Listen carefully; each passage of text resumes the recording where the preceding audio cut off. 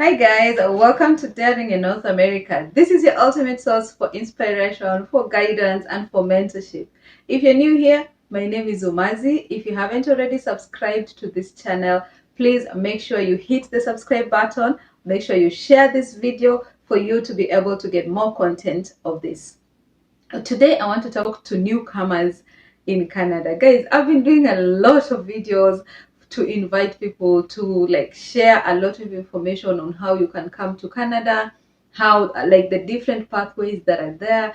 But I haven't talked to the newcomers that have already found their way to Canada. Like, how do you navigate the system? How do you settle in? Sometimes it can be very difficult.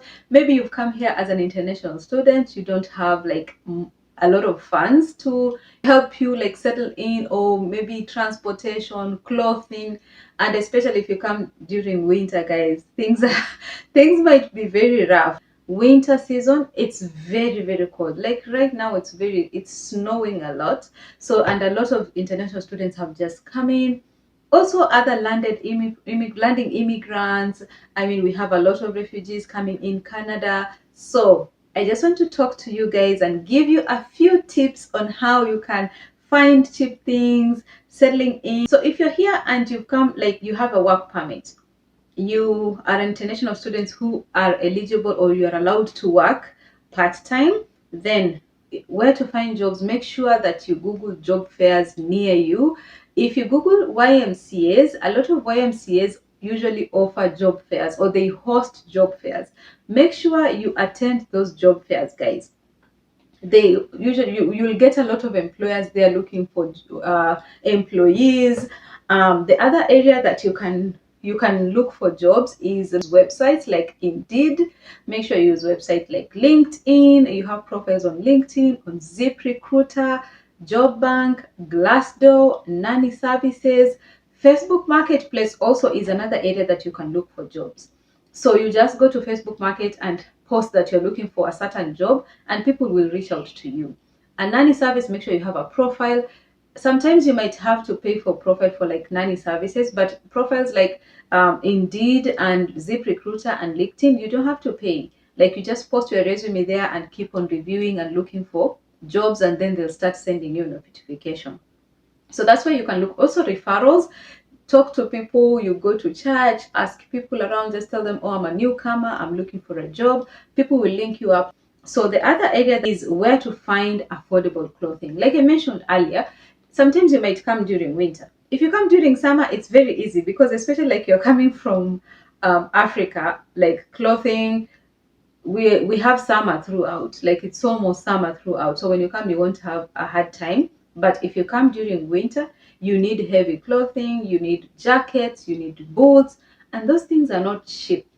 If you go to the new stores, they're not cheap, guys. So where to find cheap clothing, make sure you go to thrift store. Sometimes people might oh, thrift store, but they have a lot of clothing that are very affordable, and sometimes you even find new clothes, decent boots. So there are thrift store like Salvation Army, there's Value Village, there's Plateaus, there's Talize, Once Upon a Child. If you have kids, like Once Upon a Child, they have very nice kids clothing, guys. Most of them are usually very new with tags and very affordable, and they have clothing up to 16 years. So the other area, maximize on sales. Sometimes if you go to the new stores, if you want to buy new clothing, or you go to the maybe some brand stores, just look at the sales. Like, don't focus much on the new ones, because if especially if they're changing seasons, you can find very nice clothing or very nice shoes which are on sales, and those ones can help you save a few bucks. So maximize on thrift. Like, you will get nice outfits there, nice shoes, nice everything. So the other thing I want to mention about newcomers is there's so many programs that they offer food. You might run out of food sometimes, because grocery also is very expensive. So make sure you Google, you go to food banks. There's one food bank that I know, I think it's called Project Share. But there are also so many programs. Even Salvation Army, sometimes they do. Some churches, sometimes they offer food programs. So you can Google that. But I know Food Share, if you're somewhere and you have Food Share near you, just go there. They will give you some vouchers, or they'll just let you shop, or give you some NGOs also. There's some NGOs. I saw someone on TikTok, so they say they offer food for newcomers in case you do not or you cannot afford food, then they offer free food. So guys, don't be shy, like going to food share or these food banks and ask for food. They give relief food for newcomers who are maybe not even newcomers, sometimes even not newcomers, but if you're struggling a little bit financially, you can go and ask for food and they will give you even without a question. Now, the other thing is, let's say you are a refugee claimant and you are still waiting for your hearing or your decision, then make sure you involve yourself in like programs, short course programs that can help you get a job or enhance your career. Say there's so many. Talk to a caseworker. Make sure you talk to a caseworker. They will always guide you on the short programs that you are allowed to take. Go to adult learning centers, ask around, do their high schools, do a caregiver program, depending on the province that you are. Some provinces call it healthcare aid, some provinces they call it a personal support worker program. That is one of the, it is just one of the programs that you can do.